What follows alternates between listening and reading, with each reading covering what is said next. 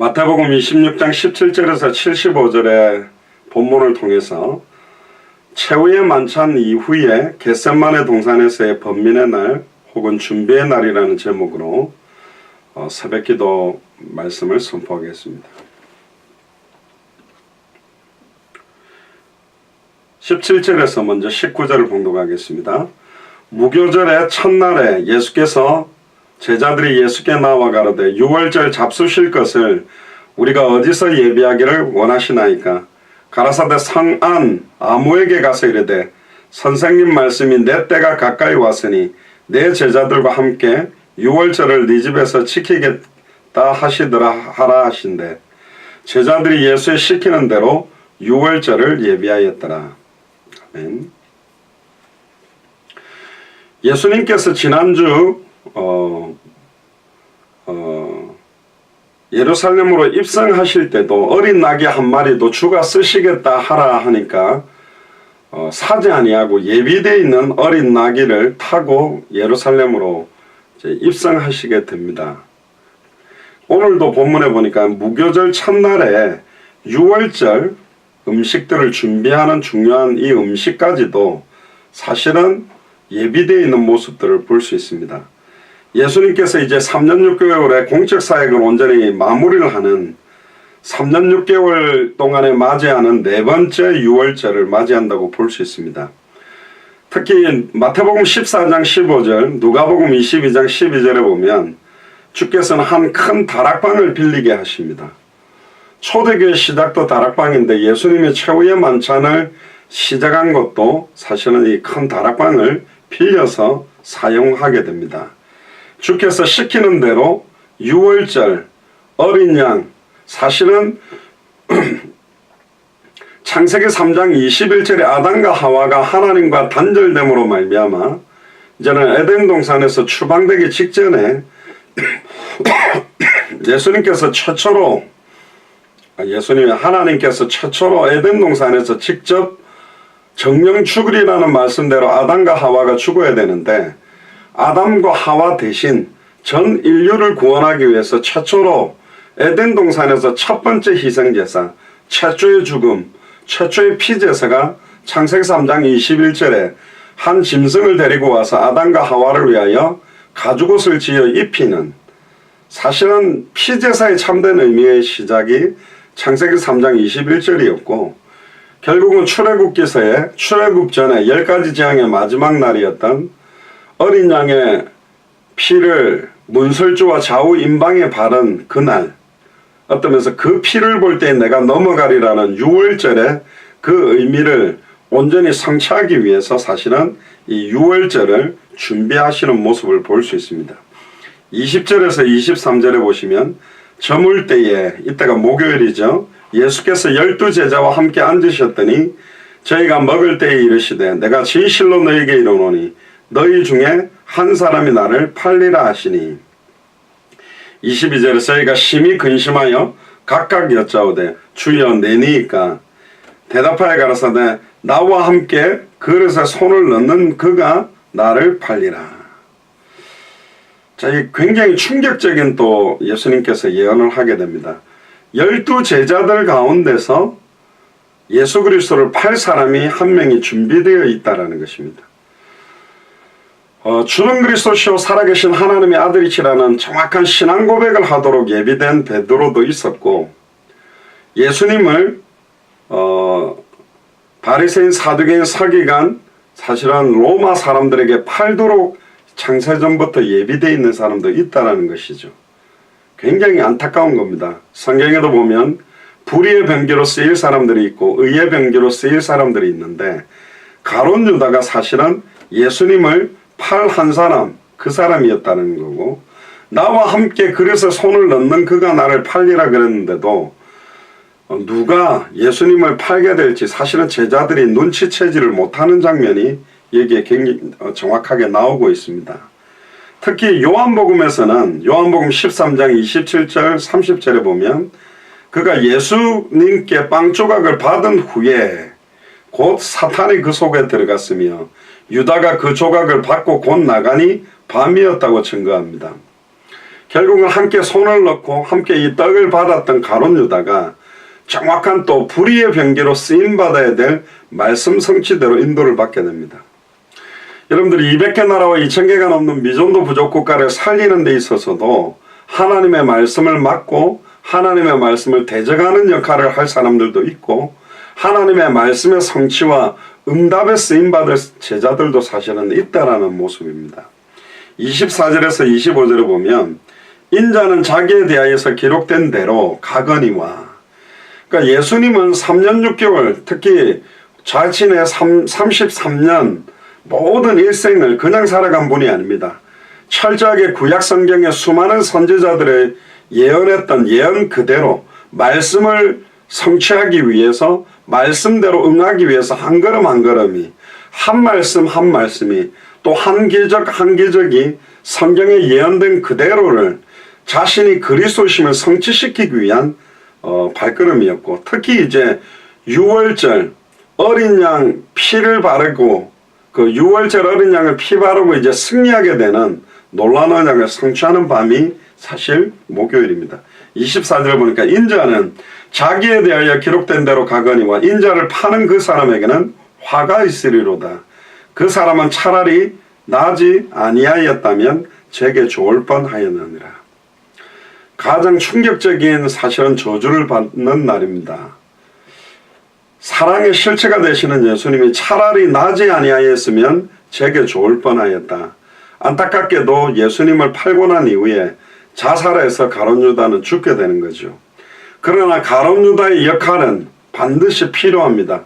누군가의 손에 팔리리라고 예언됐던 그 예언의 성취가 일어나야 되기 때문에 그렇죠. 25절에 예수를 파는 유다가 대답하여 가로되 랍비여 내니까 대답하시되 네가 말하였도다 하시니라. 사실은 가룟 유다가 접니까? 그래 네가 말했다. 이렇게 확정이 사실은 되게 됩니다. 그리고 26절에 보세요. 저희가 먹을 때 예수께서 떡을 가지사 축복하시고 떼어 제자들에게 주시며 가라사대 받아 먹으라 이것이 내 몸이니라 하시고, 또 잔을 가지사 사례하시고 저희에게 주시며 가라사대 이것을 너희가 다 마시라. 너희가 다 이것을 마시라. 이것은 죄사함을 얻게 하려고 많은 사람을 위하여 흘리는 바 나의 피 곧 언약의 피니라. 첫 번째 아담과 하와는 그 어린 양 그 짐승 한 마리, 아마 창세기 4장으로 볼 때는 그 짐승 가죽옷이 아마 양이었다고 보는 것이 가장 유력할 수 있는데, 출애굽기서에서 나왔던 유월절에는 사실은 어린 양의 고기를 먹고 사실은 무교병 쓴 나무를 먹고 띠를 띠고 딱 출애굽하기 위해서 급히 준비를 취하고 음식을 먹었는데, 사실은 예수님이 제자들과 함께 나누었던 유월절은 양을 먹지 않았습니다. 그 떡과 사실은 포도주를 먹는 그 형태로 유월절을 지키게 되는데, 결국은 이 떡이 유월절 어린 양 되시는 본인의 살을 말하는 것이고, 또 유월절에 마시는 그 음료가 포도주가 예수님의 피를 상징한다고 이야기를 합니다. 이것을 먹어야만 너희들이 나와 상관이 있다. 특히 예수님의 살과 피, 예수님의 살은 생명의 떡 말씀을 의미하고 피 또한 생명수, 사실은 영원히 목마르지 않게 되는 예수 그리스도의 물과 피를 쏟았던 의미들을 상징하게 되며, 특히 이 포도주는 피를 상징합니다. 구약에 그렇게 많은 유월절 어린 양들이 죽었고 피를 쏟게 됐는데, 짐승의 피는 일시적으로 죄를 해결하는, 짐승의 피로 말미암아 우리의 죄가 해결됐다면 유월절 어린 양의 피, 예수 그리스도의 이제 골고다 언덕에서 흘리게 되는 그 물과 피는 우리의 과거, 현재, 미래 모든 죄와 저주를 해방하는 피라는 예수 그리스도의 보혈을 의미합니다. 짐승의 피로도 우리의 죄가 주홍같이 붉어도 눈과 같이 희게 하거니와 하물며 보배로운 하나님의 독생자 어린 양의 예수 그리스도의 피가 우리의 죄를 정결케 하지 못하겠느냐라고 선포된 것처럼, 레위기서 17장 17절에도 보면 육체의 생명은 피에 있는데 피 흘림이 없은즉 죄 사함이 없다. 피가 우리의 죄를 속한다.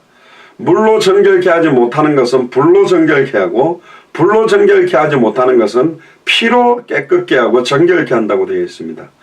아담과 하와 이후에 첫사람 아담으로 말미암아 모든 인류에게 왔던 이 죄와 저주 재앙을 마지막 아담 되시는 예수 그리스도의 보혈로 말미암아 완전히 해방시키는 중요한 의미를 가지고 사실은 성만찬을 시작하게 되는 것입니다.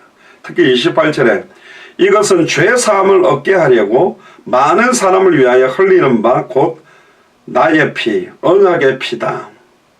그냥 피가 아니라고 그랬습니다. 언약의 피다. 어떤 면에서는 예수님의 몸을 찢으심으로 말미암아 흘리게 되는 그 보혈만이 우리의 죄와 저주를 단번에 영원히 온전히 깨끗게 한다는 의미입니다. 29절에 그러나 너희에게 이르노니 내가 포도나무에서 난 것을 이제부터 내 아버지의 나라에서 새 것으로 너희와 함께 마시는 날까지 마시지 아니하리라. 이제는 포도나무에서 난 포도주를 마시지 않겠다. 내 아버지의 나라에서 새 것으로 너희와 함께 마시는 날까지 마시지 않겠다. 우리가 천국에서 이제는 주님을 만나고 참된 주님을 누리게 되는 시간표까지 이제 예수님은 이걸 마시지 않겠다는 굉장한 의미입니다. 다시는 태양과 달의 빛이 우리에게 필요치 않는 것처럼 이제는 포도주 자체의 의미가 아니라 예수 그리스도의 보혈이 우리를 정결케 했기 때문에 참된 의미가 포도주에서 예수 그리스도의 보혈로 온전히 완성된다는 의미를 말씀하시는 것이고요. 30절에 이에 저희가 찬미하고 감람산으로 가니라. 31절입니다. 이 감람산에 있는 겟셋마네 동산에서 이제 때에 예수께서 제자들에게 이르시되 오늘 밤에 너희가 다 나를 버리리라. 기록된 바 내가 목자를 치리니 양의 떼가 흩어지리라 하였느니라. 예수님의 한 걸음 한 걸음 예수님 앞에 일어났던 한 사건 한 사건은 고린도전서 15장 3절 4절 5절에 보면 성경대로 죽고 성경대로 부활하신 완벽하게 말씀을 이루시는 발걸음 발걸음입니다. 특히나 고난주간의 한 걸음 한 걸음 한 사건 한 사건 가룟유다가 예수님을 파는 것까지 모든 것이 말씀의 성취대로 일어나고 있는 겁니다. 그래서 우리는 이 말씀대로 인도를 받는 겁니다. 마태복음 24장 14절에 이 천국 복음이 모든 민족에게 증언되기 위하여 온 세상에 전파되리니 그제야 끝이 오게 되는 그 말씀 그대로도 반드시 성취되게 되어 있습니다. 32절에 그러나 내가 살아난 후에 너희보다 먼저 갈릴리로 가리라. 특히 33절에 베드로가 이런 고백을 합니다. 베드로가 대답하여 가로되 다 주를 버릴지라도 나는 언제든지 버리지 않겠나이다. 베드로가 담대한 성격대로 강한 의지대로 내가 절대로 여기 있는 11제자가 버려도 주를 버리지 않겠다라고 선언합니다. 근데 예수님은 곧바로 이렇게 말씀하시죠. 34절에 예수께서 가라사대 내가 진실로 네게 이르노니 오늘 밤 닭 울기 전에 네가 3번 나를 부인하리라. 35절에 베드로가 가로되 내가 주와 함께 죽을지언정 주를 부인하지 않겠나이다 하고 모든 제자도 이와 같이 말하니라. 아무리 내가 절대로 주와 함께 죽을지언정 주를 부인하지 않겠습니다라고 선언해도 말씀대로 베드로는 그 밤에 닭 울기 전에 3번 부인할 수밖에 없습니다. 왜? 그거는 예언된 말씀이고 왜? 예언된 말씀대로 반드시 성취되는 것이기 때문에 그렇습니다. 많은 사람들은 다시 오실 그리스도 당대 세금과 언약이 완성될지 모르겠다. 먼 훗날에 될 것이다. 안 된다 하지만 성경대로 반드시 되게 되어 있습니다. 모든 민족에게 이 천국 복음이 증언되리니 그제야 끝은 오기 때문에 그렇죠. 36절에 이 예수께서 제자들과 함께 겟셋마네라는 곳에 이르러 제자들에게 이르시되 내가 저기 가서 기도할 동안에 너희는 여기 앉아있으라 하시고 이 장면이 좀 재미있습니다. 36절에 내가 저기 가서 기도할 동안에 너희도 함께 기도하자 그렇게 안 하고 여기 앉아만 좀 있어라 그렇게 부탁했어요. 제자들에게 가장 최소한의 요구 너희들이 막 나를 위해 예수님 6월절 이제 조금 있으면 십자가에 죽고 부활하실 건데 그 고통이 얼마나 심하겠습니까? 나를 위해 좀 기도를 해달라. 그런 것도 아닙니다. 그냥 여기만 좀 앉아 있어 달라. 내가 기도할 동안. 37절에 베드로와 세베대의 두 아들을 데리고 갈새. 중요한 자리에 베드로, 야고보, 요한 이 세 명을 데리고 조금 더 들어갑니다. 그리고 예수님이요 37절에 너무너무 깊은 고민과 너무너무 슬퍼하셨습니다. 예수님은 고민이 없었냐? 있었어요. 예수님은 늘 기뻤냐? 아니요. 너무너무 슬플 때가 많이 있었다니까. 인간 예수로서 사람의 몸을 입은 하나님의 아들로서 이 십자가의 죽음이 얼마나 고통스러울지 두려웠던 겁니다. 너무너무 무서웠을 겁니다. 예수님은 하나도 안 무섭냐? 아니요. 우리가 가지고 있는 모든 감정을 다 가지고 있었습니다. 곧 잡혀서 십자가에서 죽는다는 그 고통이 얼마나 두렵고 얼마나 어려운 것인지 예수님은 누구보다 잘 알았습니다. 38절에 어떤 면에서는 겟세마네 동산에서 땀방울이 핏방울처럼 되었던 것은 간절함도 있었지만 너무너무 극심한 두려움, 너무너무 극심한 정말로 두려움과 고통과 슬픔이 같이 있었던 거죠. 그러나 예수님은 이걸 인내하셨습니다. 저와 여러분들을 살리기 위해. 그리스도가 되신다라는 말은 영광스러운 부활만을 나타낸 것이 아닙니다. 십자가에 정령 죽어야 되는 것입니다. 영혼과 생각과 마음과 육신에 어마어마한 고통들이 오는 그 고통을 친히 받으시는 거죠. 이사야가 700년 전에 예언한 것처럼 그가 찔림은 지금 우리의 허물을 인하며 그가 상함은 지금 우리의 죄악을 인함이라. 그가 징계를 받음으로 우리가 지금 평화를 누리고 그가 채찍에 맞음으로 지금 우리가 평화를 누리게 되는 완벽한 말씀 성취를 놓고 고민하고 슬퍼하시는 겁니다. 38절에 이에 말씀하시되 내 마음이 심히 고민하여 죽게 되었으니 죽을 만큼 고민하고 죽을 만큼 슬프고 죽을 만큼 힘들어 하셨습니다. 그 장면을 옆에서 본다면 참 눈물 날 것 같아요. 너무너무 막 두려워하시는, 예수님이 저렇게 두려워하시고 죽을 만큼 고민하는 모습 볼 때 어떻겠습니까? 너희는 여기에 머물라 나와 함께 깨어 있으라. 예수님이 늦은 밤이지만 조금 깨어 있어 달라. 마지막 제자들에게 부탁해요. 간절히 나를 위해 기도해 달라. 그 정도도 아니었습니다. 내 옆에서 조금만 깨어 있어 달라. 그 부탁을 했습니다. 그리고 39절에 조금 나아가서 얼굴을 땅에 대시고 엎드려 기도하여 가라사대 내 아버지여 만일 할만하시거든 이 잔을 내게서 지나가게 하옵소서. 그러나 나의 원대로 마옵시고 아버지의 원대로 하옵소서. 가장 고통스러운 가운데, 가장 두렵고 고민스러운 가운데 가장 아름다운, 가장 멋있는 기도를 하셨습니다. 예수님이. 할 수만 있으면 이 잔을 내게 지나가게 해주세요. 이게 인간 예수님의 사실 연약한 두려움, 고민 가운데 있는 예수님의 모습입니다. 아버지, 제발 이 잔이 꼭 지나갈 수 없습니까? 난 너무 무서워요. 그거하고 똑같아요. 아빠 너무 무서워. 엄마 너무 무서워. 너무 무서워. 무서워. 막 하는 모습이죠. 그러나 나의 원대로 마옵시고 아버지의 원대로 하옵소서. 제 솔직한 마음은 이 십자가를 안 지고 싶습니다. 도망가고 싶습니다. 회피하고 싶습니다.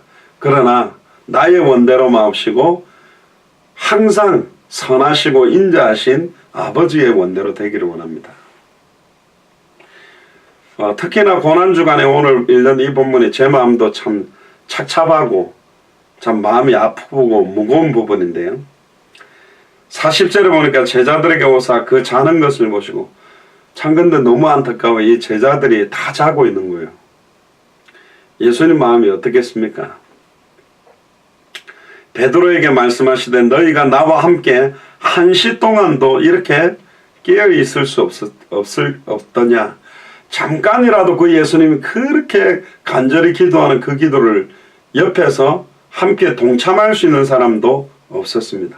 아무도 예수님의 그 극심한 죽음에 대한 두려움과 고통을 아는 제자가 한 사람도 없어요. 누가 주님의 마음을 알겠느냐 그랬습니다. 아무도 없었습니다. 41절에 시험에 들지 않게 깨어 기도해라. 마음에는 원이로되 육신이 약하도다. 새벽기도 때 피곤해서 졸거나 막 철하기도 못하면 아이고 마음은 원인데 육신이 약하구나. 예수님이 했던 말인데 참 안타까운 말입니다. 이 말도. 시험에 들지 않게 깨어 기도해야 되는데 우리의 연약함들이 너무 많죠. 그럼에도 나를 선택하시고 그럼에도 우리를 선택하셔서 사용하시겠다고 말씀하십니다. 겟세마네 동산에서 실컷 졸고 자고 있었던 이 12제자가 오순절 마가의 집 다락방에 성령 충만함을 받고 난 다음에 모든 족속으로 제자를 삼기 시작했고 천하만민에게 복음을 전하기 시작했고 땅끝까지 이르러 증인되기 시작했습니다. 42절에 다시 두 번째 나아가 기도하여 가라사대 내 아버지여 만일 내가 마시지 않고는 이 잔이 내게서 지나갈 수 없거든 아버지의 원대로 되기를 원하느니라. 한 번 더 가서 간절히 기도했습니다. 하나님, 내가 이 고난의 잔을 마시지 않으면 안 된다면 내가 마시겠습니다. 아버지의 뜻대로 되기를 원합니다. 예수님은 이제 완전히 순종하셨습니다. 그렇습니다. 제가 정령 죽겠습니다. 제가 정령 죽고 부활해야만 하나님 만나는 길이 열리고 죄와 저주에서 해방되는 길이 열리고 사탄과 사망 권세를 깨뜨리고 승리하는 길이 열리는 참 선지자로 참 제사장으로 참 왕으로 예수님이 그리스도가 되시고 예수님이 메시아가 되시는 완전한 성취 다 이루었다고 선언할 수 있기 때문에 절대적인 순종을 선언하는 것이 두 번째 기도였습니다. 그리고 43절에 다시 와서 본즉 저희가 자니 또 자고 있어요. 이는 저희의 눈이 피곤함이라나. 눈꺼풀이 천하장사도 이 눈꺼풀은 못 들어올린다고 하는데 그게 저와 여러분들의 연약한 모습입니다. 44절에 저희를 두시고 나가 또 세 번째 동일한 말씀으로 기도하신 후 세 번이나 완전한 확정과 완전한 순종을 하신 후에 45절에 이 제자들에게 와서 이르시되 이제는 자고 쉬어라. 그래 푹 자라 이 말입니다. 이건 좋은 말이 아니에요. 더 이상 우리에게는 기도와 소망이 없어요. 전적으로 연약하고 전적으로 부족한 보라 때가 가까이 왔으니 인자가 죄인의 손에 팔려가느니라. 이 팔려간다라는 말은 정결한 양을 끌고 가서 제단불에 묶어놓고 그 양의 머리에다가 자기의 죄를 전가시키고 양을 잡게 되는 그런 모습하고 똑같습니다. 46절에 일어나라 함께 가자 보라 나를 파는 자가 가까이 왔다. 자 성경대로 이제 내가 잡혀가야 되니 가자. 그리고 47절에 보세요. 이 말씀을 하시는데 12 중에 제자 이 유다는 겟세마네 동산에 같이 가지도 않았습니다. 대제사장들과 백성의 장로들에게서 파송된 큰 무리가 금과 몽치를 가지고 그와 함께 하였더라. 예수를 파는 자가 그들에게 군호를 짜가로되 내가 입맞추는 자가 그이니 그를 잡아라 하였는지라. 이 군호라는 게 군대 가면 암고가 있습니다. 밤에 어두운데 저쪽에 사람이 오면 예를 들면 대한민국 하면 저쪽에서는 만세 그러든지 이런 암고를 가지고 신호를 짜는데 자기가 캄캄한 어두운 밤이니까 내가 가서 입을 맞추는 사람이 예수다. 그 사람을 잡으라는 거죠. 전에는 수많은 군중들이 예수님 주변에 있었기 때문에 함부로 예수님 잡기는 어렵지만 겟세마네 동산에서 기도하고 나올 때는 예수님을 포함해서 13명밖에 안 됐기 때문에 딱 잡기가 너무 좋잖아요. 49절에 곧 예수께 나와 랍비여 안녕하시옵나이까 하고 입을 맞춥니다. 안타깝게도 이 가룟 유다는 예수님을 그리스도로 정확하게 알고 믿은 적이 없는 거죠. 50절에 예수께서 가라사대 친구여 네가 무엇을 하려고 왔는지 행하라 하신대 이에 저희가 나와 예수께 손을 대어 잡는지라. 51절에 보니까 예수와 함께 있던 자 중에 하나가 손을 펴 검을 빼어 대제사장의 종을 쳐 그 귀를 떨어뜨리니 다른 성경에는 보면 이 말고라고 하는 사람인데 또 한 사람이 베드로였습니다. 칼을 딱 꺼내서 그 대제사장의 종의 머리를 치는데 피하다가 이 귀가 막게 되죠. 귀가 떨어집니다. 그때 52절에 예수께서 이르시되 내 검을 도로 집에 꽂아라. 검을 가지는 자는 다 검으로 망하느니라. 특히 53절에 너는 내가 내 아버지께 구하여 지금 12영 더 되는 천사를 보내게 할 수 없는 줄 아느냐. 내가 만일 그렇게 하면 이런 일이 있으리라는 성경이 어떻게 이루어지리요 하시더라. 베드로가 꺼내는 검 가지고는 말씀 성취를 막는 검이 됩니다. 우리에게 필요한 것은 성령의 검, 하나님의 말씀이 필요한데 특히 이 검은 육신적인 검은 꽂아라. 지금은 성경 그대로 내가 잡혀야 된다. 한 영이 7천 천사라고 본다면 12영이라고 보면 그 천사의 수가 어마어마한 겁니다. 지금 내가 능력이 없어서 잡혀가는 것이 아니라 성경대로 지금 이런 일이 있으리라 내가 잡혀가야 된다라는 말씀대로 잡혀야 된다. 예수님이 한 걸음 한 걸음이 말씀 성취인 것을 깨닫게 하셨고요. 다른 성경에는 이 말고의 길을 다시 붙여주셨다는 표현도 있습니다. 55절에 그때 예수께서 무리에게 말씀하시되 너희가 강도를 잡는 것 같이 검과 몽치를 가지고 나를 잡으려 나왔느냐.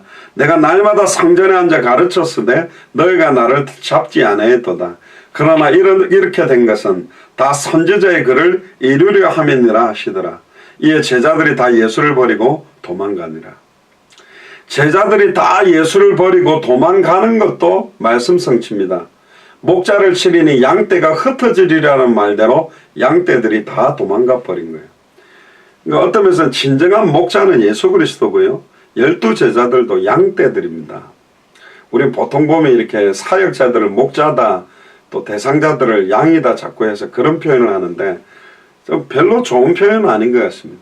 진정한 목자는 오직 예수 그리스도입니다.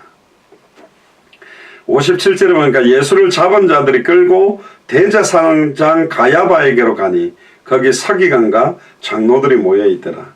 58절에 베드로가 멀찍이 예수를 쫓아 대제사장의 집 뜰에까지 가서 그 결국을 보려고 안에 들어가 하속들과 함께 앉았더니 그래도 수제자라고 다 도망가 뻔했는데 베드로는 그래도 끝까지 예수님 가까이 어떻게 되는지 온 겁니다. 59절에 대제사장들과 온 공회가 예수를 죽이려고 그를 칠 거짓 증거를 찾으며 거짓 증인들이 많이 왔으나 얻지 못하더니 후에 두 사람이 와서 가로되 이 사람의 말이 내가 하나님의 성전을 헐고 사흘에 지을 수 있다 하더라 하니 대제사장이 일어나 예수께 묻되 아무 대답도 없느니라. 이 사람들이 너를 치는 증거가 어떠하냐 하되 예수께서 잠잠하시거니를 왜 잠잠히 계셨냐.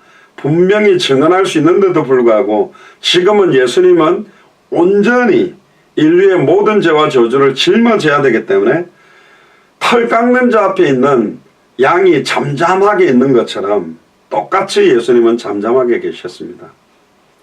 예수님은 친히 어떠한 죄도 짓지 않았습니다. 그럼에도 잠잠하게 계셨던 이유는 인류의 모든 죄와 저주와 모함을 우리가 많은 사람들에게 모함을 당하고 거짓 어떤 죄를 덮어쓰게 되는 것처럼 예수님은 모든 죄를 친히 짊어지시기 위해서 잠잠히 계셨죠. 63절에 예수께서 잠잠하시거늘 대제사장 가로되 내가 너로 살아계신 하나님께 맹세하게 하노니 네가 하나님의 아들 그리스도인지 우리에게 말하라. 64절에 예수께서 가라사대 네가 말하였느니라. 어떤 사람은 예수님이 자기가 그리스도라고 말한 적이 없다라고 하는데 정확하게 선언하셨어요. 누구에게? 대제사장에게. 근데 참 웃기죠. 유대인들이 세우는 대제사장, 근데 예수님은 참 대제사장이거든요. 진짜 대제사장과 사람들이 새로 놓은 대제사장과의 대화입니다. 네가 진짜 그리스도가 맞냐? 이 말은 나는 양의 피를 가지고 제사를 해서 일시적으로 죄를 없애는 대제사장인데 지성소도 1년에 딱 한 번 화목제를 드릴 때 들어가는 대제사장인데 너는 참 대제사장이 맞냐? 과거 현재 미래 모든 죄와 저주를 해방시킬 그 참 대제사장이 맞냐? 우리가 절대로 이길 수 없는 사탄과 사망권세를 깨뜨릴 참된 왕이 맞냐? 수많은 서기관들과 선지자들이 많은 성경을 갖다가 풀었지만 말씀이 육신을 입고 와서 자기 몸을 찢어서 누구든지 주 이름 부르면 단번에 영원히 하나님 만나게 할 그 참 선지자가 맞냐? 이런 질문입니다. 그때 64절에 네가 말하였다. 맞다. 내가 참 대제사장이다. 나는 짐승의 피가 아니라 나의 피로 너를 비롯해서 대제사장 너뿐만 아니라 모든 인류의 과거 현재 미래 모든 죄와 저주를 해방시킬 참대 제사장이라고 선언하시는 겁니다. 그러나 내가 너에게 이르노니 이후에 인자가 권능의 우편에 앉은 것과 하늘 구름을 타고 오는 것을 너희가 보리라 하시니 다시 오실 그리스도의 언약까지 선언합니다.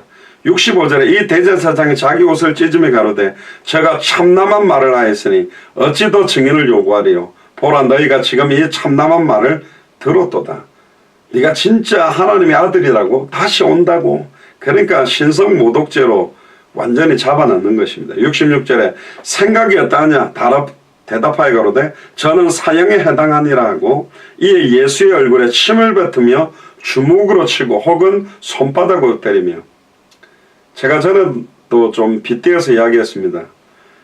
제 같으면 못 견뎠을 것 같아요. 얼굴에다가 침을 뱉고 주먹으로 치고 손으로 손바닥으로 쳤단 말이에요. 참 안타까운 모습이죠. 가로되 그리스도야 우리에게 선지자 노릇을 하라. 너희 친자가 누구냐? 완전히 조롱하는 겁니다. 그렇게 애타게 기다렸던 메시아, 애타게 기다렸던 그리스도, 제발 빨리 그리스도 메시아가 오기를 기다렸던 대제사장 서기관들이 사실은 예수님의 얼굴에 침을 뱉고 때리고 네가 그리스도냐? 선지자 노릇해봐라. 제사장 노릇해봐라. 사탄을 한번 박살내봐라. 이렇게 조롱하는 것이죠. 69절에 베드로가 바깥들에 앉았더니 한 비자가 한 여종이 나와 가로되 너도 갈릴리 사람 예수와 함께 있었도다 하거늘 베드로가 모든 사람 앞에서 부인하여 가로되 나는 내 말하는 것이 무엇인지 알지 못하겠노라 하며 앞문까지 나아가니 점점점 이제 도망가죠. 다른 비자가 저를 보고 거기 앉은 사람들에게 말하되 이 사람은 나사렛 예수와 함께 있었도다 하며 베드로가 맹세하고 또 부인하여 가로되 내가 그 사람을 알지 못하노라 하더라. 그 사람이라고 표현합니다. 주는 그리스도시요 살아계신 하나님의 아들이라고 신앙 고백했던 베드로가 그 사람 모른다. 73절에 조금 후에 곁에 섰던 사람들이 나와 베드로에게 이르되 너도 진실로 그 당이라 내 말소리가 너를 표명한다 하거늘. 안타까운 장면이 나옵니다. 74절에 저가 저주하며 맹세하여 가로되 내가 그 사람을 알지 못하노라. 하니 닭이 곧 울더라. 마태복음 26장 74절은 마태복음 16장 16절과 정면 대치되는 거죠. 주는 그리스도시요 살아계신 하나님의 아들이라는 고백을 12제자들 앞에서 했습니다. 그런데 예수님은 잡히시고 수많은 유대인들 앞에 내가 그 사람을 알지 못하노라 저주하고 맹세를 할 때 닭이 곧 울었습니다. 예수님의 예언하신 그대로 성취된 거죠. 75절에 이에 베드로가 예수의 말씀에 닭 울기 전에 네가 3번 나를 부인하리라 하심이 생각나서 밖에 나가서 심히 통곡하니라. 이게 우리들입니다. 이 베드로 나쁜 놈이 아니고 우리가 베드로와 같은 존재라니까. 예수님 앞에서는 하나님 앞에서 정말 주와 복음만을 위해 생명 걸고 주를 위해 살겠습니다. 근데 현실 상황 어려움 오면 나 예수님 몰라. 예수가 그리스도 아니야. 뭐가 2000년 전 십자가 부활로 모든 문제가 끝났어? 안 끝났어. 진짜 예수가 그리스도 맞아요. 진짜 십자가 부활로 모든 문제 끝냈어요. 왜 현실은 이런 문제, 남편 문제, 자녀 문제, 경제 문제 이렇게 어려워요? 이렇게 부인하는 모습이 꼭 베드로가 우리하고 똑같잖아요. 순간순간 급변하고 겟세마네 동산에서 극심한 두려움이 온 것처럼 어마어마한 어려움이 왔을 때 졸 수밖에 없는 우리, 모른다고 부인하고 저주까지 할 수밖에 없는 연약한 존재가 우리입니다. 그러나 예수 그리스도의 십자가의 죽음과 부활 승천 이후에 오순절 마가의 집 다락방에 성령 충만함이 임한 베드로가 바뀌어졌습니다. 사도행전 4장 12절에 보면 그 수많은 대제사장들과 서기관들 앞에 완전한 역전극 같은 선언을 합니다. 안전뱅이가 일어나고 난 다음에 법정 앞에 섰는데 그 자리에서는 말 한마디만 잘못해도 돌 맞아 죽는, 스데반이 돌 맞아 죽었던 그런 현장인데 어찌하여 우리를 주목하여 보느냐? 우리의 개인의 권능과 경건이 이 안전뱅이를 일으켜 세웠다고 보느냐? 아니다. 예수 그리스도의 이름의 능력이 이 안전뱅이를 성하게 하였다. 천하 인간의 구원 얻을 다른 이름을 우리에게 주신 적이 없다. 할렐루야. 예수를 그리스도로 모른다고 부인하고 저주하고 맹세했던 베드로가 성령의 내주와 인도 이후에는 선언했던 고백이 달랐습니다. 어떤 면에서는 주는 그리스도시요 살아계신 하나님의 아들이라는 고백은 예수님과 11 제자 앞에서 베드로가 했다면 사도행전 4장 12절은 더 멋있는 고백입니다. 산헤드린 공의의 법정 앞에서 대제사장 서기관들, 수많은 바리새인 사두개인 서기관, 몰려온 많은 사람들 앞에 천하 인간의 구원 얻을 다른 이름이 없다.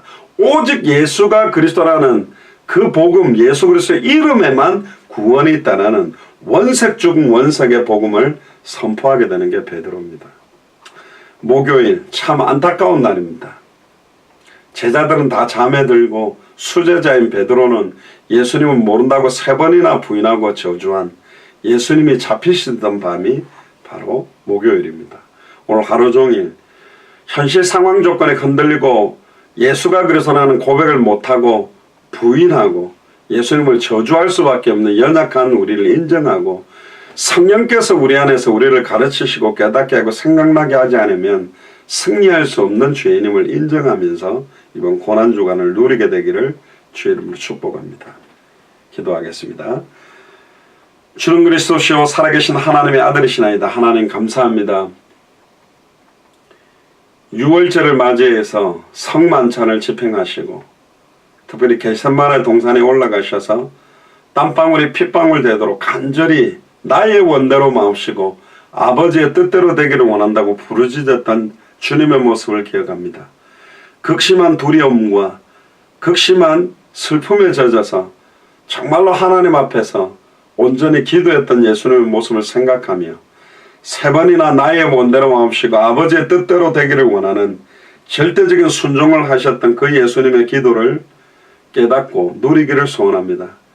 예수님 옆에 조금이나마 힘이 되지도 못했던 그 연약했던 12 제자를 생각하며 저희들의 힘과 능으로는 어떠한 생명운동도 말씀운동도 제자운동도 할 수 없고 모든 족속으로 제자를 삼고 천하만민에게 복음을 전하며 땅끝까지 이르러 증인될 수 없는 연약한 존재임을 인정합니다.